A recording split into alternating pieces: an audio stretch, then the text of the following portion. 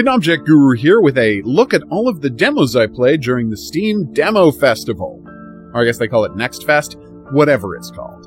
As always, the out of 10 rating is based on how interested I am in checking out more of this game. Nitro Kid. As a general rule, I'll never play a deck building game. Fights in tight spaces was such a magnificent piece of work that I found myself willing to give Nitro Kid a chance based on its apparent similarity to that game.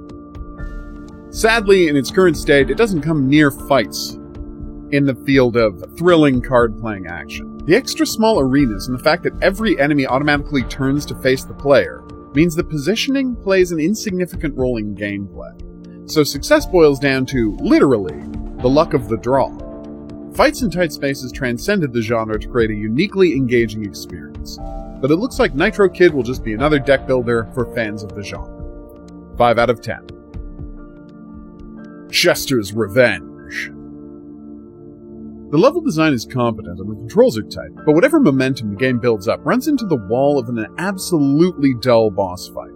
The player has access to just a single attack, a constantly firing prosthetic Gatling arm, but it can barely do plink damage to the boss, a manticore that fires green crystals all over the screen. There's simply not enough variety in the gameplay of this battle to justify the 5 full minutes it takes to kill the manticore, turning what should have been the climax of the demo into a frustrating slog. Solid core mechanics make me curious as to what the developers will do with the complete game, but only if they manage to find a way to balance the boss fights a little better. 4 out of 10. Library of Babel. A profoundly retro stealth adventure, the demo starts with a hunter arriving at a strange tower in the middle of nowhere looking for a cult leader.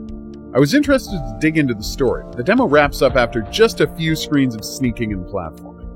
The gameplay is interesting enough, although it suffers from slightly stiff animation, and the game doesn't do a fantastic job of communicating exactly when it's safe to break cover.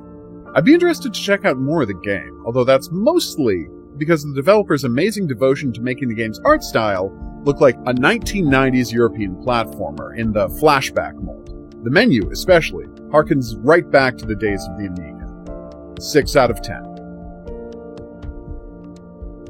Candria. A Metroidvania action RPG built around sadistic dash-based platforming, Candria's got dynamite level design and gorgeous pixel art. The post-apocalyptic setting is extremely well depicted, with converted office buildings and subway stations transformed into makeshift living quarters and workshops. The only rough part about the game is the combat.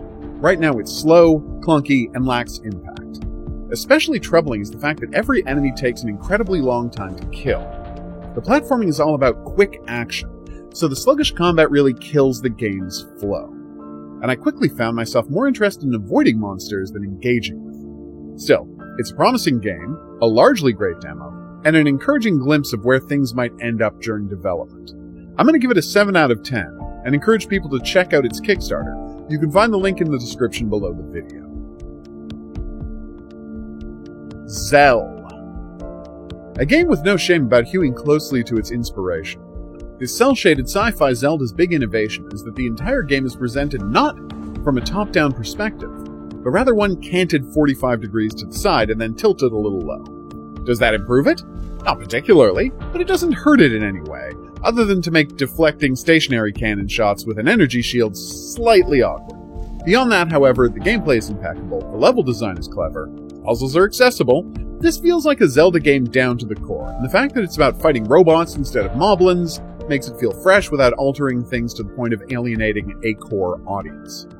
I hadn't really been asking for a sci-fi Zelda, but now that it's almost here, I'm extremely excited to get my hands on the finished product. 8 out of 10. Agent 64, Spies Never Die.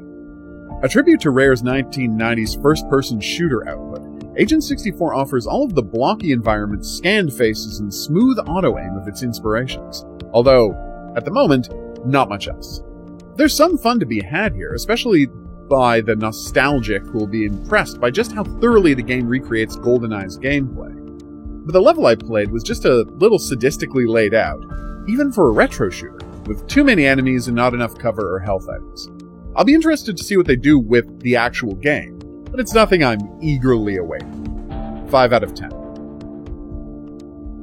Midnight Fight Express. In a strange city full of crime, one amnesiac's secret agent must team up with a chatty flying drone to take down the gangs indiscriminately rampaging through the streets. A classic premise, of course, but Midnight Fight enlivens it with brutal Arkham-influenced brawling. The hits feel weighty, the blocks and counters work like a charm, and there's plenty of opportunity to use the items all around the environment to keep their combos going. If the game stuck to brawling, it would be a promising title, but the addition of varied gameplay mechanics like vehicle and shooting sections make me incredibly excited about what the full version might accomplish. 8 out of 10. I've been the Hidden Object Guru. I'll see you back here for more glimpses of whatever I've been recently playing, but until then I'll say that's right. Au revoir.